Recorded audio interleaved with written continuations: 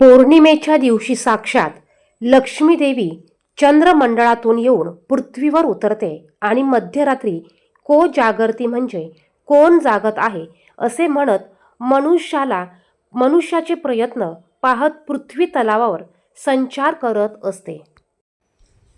नमस्कार, श्री स्वामी समर्थ सर्वांना. पहा, कोजागिरी पौर्णिमा, ज्याला आपण शरद पौर्णिमा असं देखील म्हणतो, या दिवशी आपल्याला कोजागिरी पौर्णिमेची पूजा करायची असते. या दिवशी आपण इंद्र देवता, माता लक्ष्मी, कुबेर देवता आणि चंद्र देवता यांची पूजा रात्री करत असतो. तर 2025 मध्ये कोजागिरी पौर्णिमा कधी आहे, पूजा नेमकी आपल्याला 6 तारखेला रात्री करायची की 7 तारखेला करायची आणि पूजा कशी करायची याविषयीची माहिती आपण पाहणार आहोत. बघा, आपण आता इथे प्रत्यक्षात कृतीसह कोजागिरीची पूजा कशी करायची हे पाहणार आहोत. तेव्हा व्हिडिओ कुठेही स्किप करू नका, संपूर्ण बघा. त्याचप्रमाणे या दिवशी आपल्याला सेवा कोणत्या कोणत्या करायच्या आहे हे देखील आपण व्हिडिओच्या शेवटी पाहणार आहोत. तेव्हा व्हिडिओ स्किप न करता संपूर्ण बघा. आणि जर का तुम्ही चॅनेलवर नवीन असाल, अजूनही माझ्या चॅनेलला सबस्क्राईब केलेलं नसेल तर चॅनेलला सबस्क्राईब करा, बाजूच्या बेल आयकॉनला प्रेस करा, म्हणजे जेव्हा पण मी माझी व्हिडिओ टाकेल त्याचं नोटिफिकेशन सर्वात अगोदर तुम्हाला मिळेल. बघा, अगदी सोप्या पद्धतीने आपण पूजा कशी करायची हे पाहणार आहोत.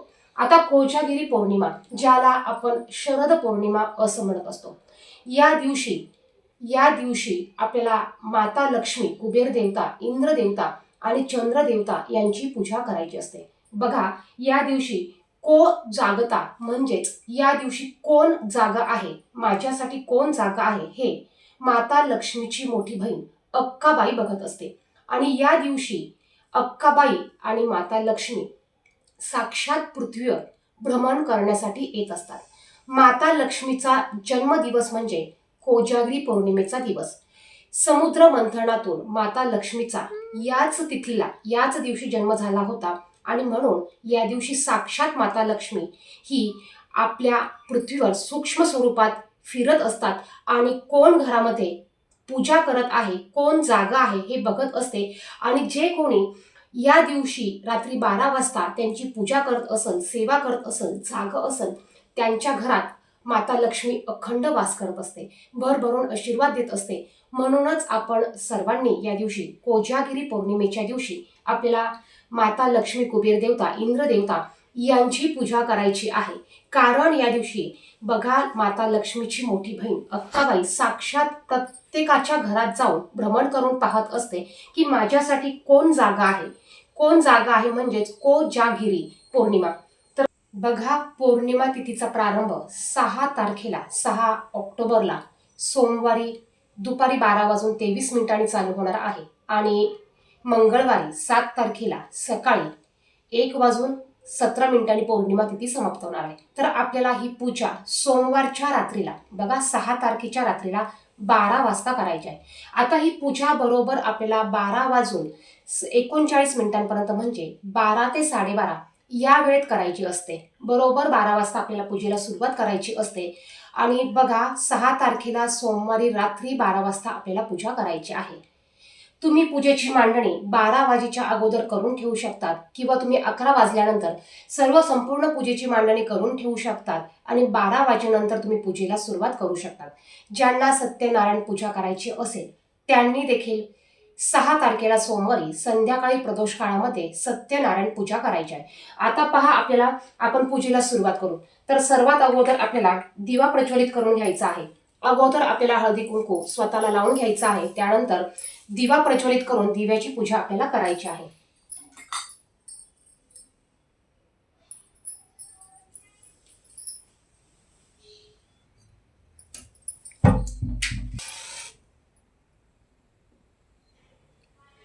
दिवा प्रज्वलित करून घेतलाय मी. तुम्ही तुपाचा लावा, तेलाचा लावा. तुपाचा दिवा माता लक्ष्मीला अतिशय प्रिय असल्यामुळे तुम्ही तुपाचा दिवा लावला तरी चालेल. आपल्याला दिव्याची पूजा करायची आहे. पूजा करताना आपल्याला दिव्याचा मंत्र म्हणायचा आहे. जो मंत्र तुम्हाला येत असेल तो मंत्र तुम्ही म्हणायचा आहे. ओम श्री दीप देवताभ्यो नमो नमः. ओम श्री दीप देवताभ्यो नमो नमः. हे दीपदेवता, मी तुम्हाला हळदी कुंकू अक्षता अर्पण करत आहे. हे दीपदेवता, मी तुम्हाला पुष्प अर्पण करत आहे. तुम्ही सोपे सोपे मंत्र म्हणून दिव्याची पूजा करू शकतात. आता यानंतर आपल्याला कलश भरून घ्यायचा आहे. आता हा कलश आपण इंद्रदेवाचं प्रतीक म्हणून याची आपण पूजा करणार आहोत. यामध्ये सर्वात अगोदर आपल्याला पाणी भरून घ्यायचं आहे. 1 रुपयाचं नाणं, 1 सुपारी, त्याचप्रमाणे थोडंसं हळदी, कुंकू आणि अक्षता आपल्याला टाकायच्या आहे. फूल असेल तर फूल तुम्ही कलशामध्ये टाकून घ्यायचं आहे. त्यानंतर आपल्याला कलशाला 5 कुंकवाची बोटं उमटवून घ्यायची आहे. खालून वर या दिशेने आपल्याला कलशाला हळदी कुंकू लावून घ्यायचं आहे. कलशावर आपल्याला आंब्याचा डगळा ठेवायचा आहे. आपल्याला नारळ ठेवायचा नसतो, तर आपण इंद्राचं प्रतीक म्हणून याची पूजा करणार आहोत. तर कलशावर आपल्याला एक आंब्याचा डगळा ठेवायचा आहे. आता यानंतर आपल्याला तांदळाची रास ठेवून घ्यायची आहे आणि यावर आपल्याला कलश ठेवायचा आहे.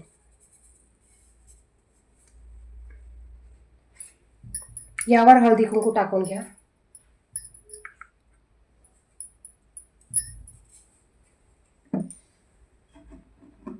तर आपण कलश मांडून घेतलेला आहे. आपण पूजा मांडून घ्यायची आणि मग संपूर्ण देवाची पूजा आपल्याला करायची आहे. यानंतर आपल्याला कलशाच्या उजव्या बाजूला माता लक्ष्मी आणि कलशाच्या डाव्या बाजूला आपल्याला कुबेर देवतांची पूजा करायची आहे. आता इथे मी जोड विड्याची पानं ठेवून घेत आहे. तुम्ही या ठिकाणी लक्ष्मी स्वरूप आणि कुबेर देवता स्वरूप सुपारी मांडली तरी चालेल. ज्यांच्याकडे श्रीयंत्र असेल त्यांनी लक्ष्मी स्वरूप श्रीयंत्र ठेवायचं आहे. ज्यांच्याकडे कुबेर स्वरूप कुबेर यंत्र असेल त्यांनी कुबेर यंत्र ठेवायचं आहे. आणि ज्यांच्याकडे माता लक्ष्मीची मूर्ती असेल त्यांनी माता लक्ष्मीची मूर्ती ठेवली तरी चालेल. तुम्ही मूर्तीऐवजी श्रीयंत्र ठेवलं तरी चालेल. सुपारीच्या खाली आपल्याला थोडेसे तांदूळ ठेवायचे आहे. त्यावर आपल्याला सुपारी ठेवायची आहे. या ठिकाणी पहा, माझ्याकडे श्रीयंत्र आहे. मी या ठिकाणी श्रीयंत्र देखील पुढे ठेवते. त्यानंतर श्रीयंत्राला देखील आपल्याला कमलगट्ट्याची माळ असेल तर ती घालून घ्यायची आहे.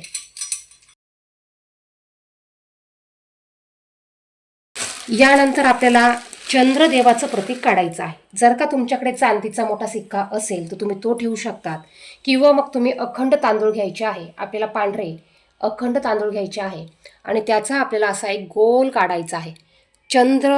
चंद्राच्या आकाराचा गोल आपल्याला काढायचा आहे, म्हणजेच चंद्र देवता आपल्याला काढायचे आहे. आता या गोलावर तुम्ही 1 रुपयाचा सिक्का ठेवू शकतात, किंवा तुम्ही तुमच्याकडे चांदीचा सिक्का असेल तर तुम्ही तो देखील ठेवू शकतात. तर या ठिकाणी मी हा चांदीचा सिक्का यावर ठेवत आहे. तुम्ही नुसता तांदळाने गोल काढला तरी चालेल. बघा, आपण पूजेची मांडणी करून घेतली आहे. आता आपल्याला पूजा करायची आहे. आता ही संपूर्ण पूजा तुम्ही 12 वाजेच्या आतमध्ये मांडून ठेवली तरी चालेल आणि 12 वाजता पूजेला सुरुवात केली तरी चालेल. आता या ठिकाणी मी चौरंग घेतलेला आहे. तुम्ही पाट घेतला तरी चालेल, कारण पूजा आपली छोटीशी आहे. यावर या दिवशी खास करून पांढरं वस्त्र आपल्याला अंथरायचं आहे. नवीन कोरं वस्त्र अंथरायचं आहे. पांढरं वस्त्र नसेल तर तुम्ही लाल किंवा केशरी वस्त्र अंथरलं तरी चालेल. आता आपण सर्व पूजेची पूजा करून घेऊया.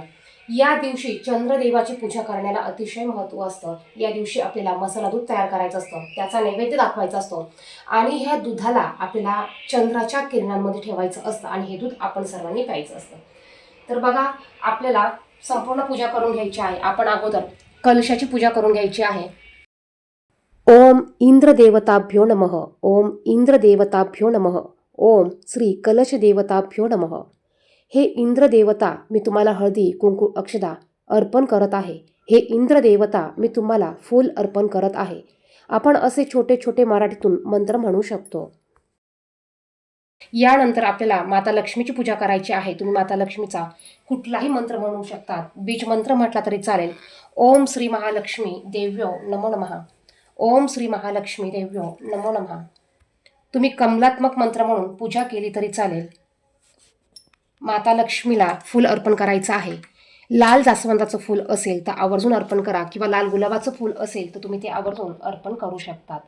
यानंतर श्रीयंत्राची देखील आपल्याला पूजा करायची आहे. ओम श्री महालक्ष्मी देव्यो नमो नमः. ओम श्री महालक्ष्मी देव्यो नमो नमः. कुबेर देवतांची पूजा आपल्याला करायची आहे. हे पहा, आपण माता लक्ष्मी स्वरूप आणि कुबेर देवता स्वरूप ज्या सुपाऱ्या मांडलेल्या आहेत या सुपाऱ्या आपल्याला लक्ष्मी पूजनाच्या वेळी देखील उपयोगी पडणार आहे. त्यामुळे तुम्ही इथं घेताना पूजेसाठी सुपारी ठेवायची आहे आणि ही पूजा झाल्यानंतर ही सुपारी पुन्हा आपल्याला लक्ष्मी पूजनासाठी उपयोगी येणार आहे. कुबेर देवताचा देखील आपल्याला मंत्र म्हणायचा आहे. ओम कुबेर देवताभ्यो नमो नमः. ओम कुबेर देवताभ्यो नमो नमः. हे कुबेर देवता मी तुम्हाला हळदी कुंकू अर्पण करत आहे. हे कुबेर देवता मी तुम्हाला फूल अर्पण करत आहे. हे कुबेर देवता मी तुम्हाला अक्षदा अर्पण करत आहे.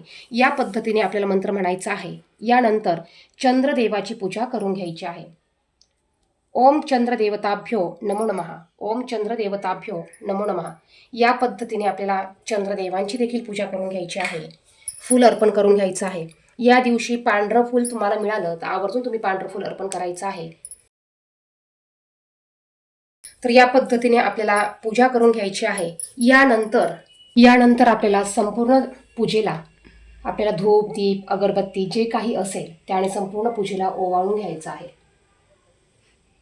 या दिवशी जास्तीत जास्त आपल्याला माता लक्ष्मीच्या मंत्राचा जप करायचा आहे.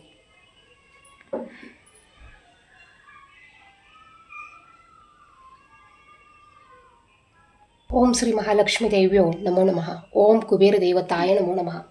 ओम चंद्र देवताभ्यो नमो नमः. संपूर्ण पूजेला आपल्याला दिव्याने ओवाळून घ्यायचं आहे. संपूर्ण पूजेला आपल्याला दिव्याने ओवाळून घ्यायचं आहे. यानंतर आपल्याला नैवेद्य दाखवायचा आहे.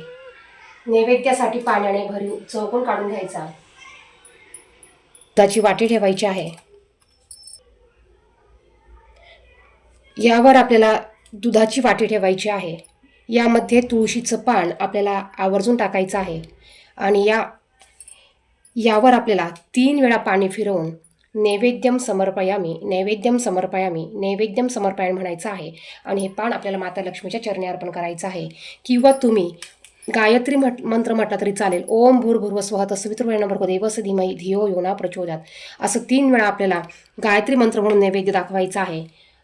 हा नैवेद्य आपल्याला पूजेपुढे ठेवायचा आहे आणि त्यानंतर या नैवेद्याची वाटी आपल्याला चंद्राच्या प्रकाशात ठेवायची आहे.